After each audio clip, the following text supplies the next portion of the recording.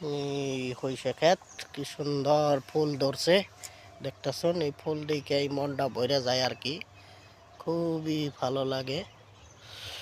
সুন্দর ফুল হইছে ক্ষেতের, কি সুন্দর সৌন্দর্য দেখতেছেন আপনারা। সৌন্দর্য কিন্তু আরো আসাল, এখন আরো বড় হয়ে গেছে দিকে বেশি দেখা গেতেছে না ফুল গুনে।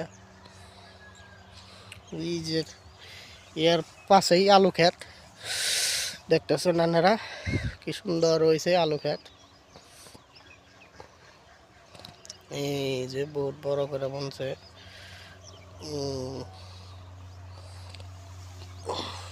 আলু ক্ষেত দেখতেছেন আপনারা গাইস।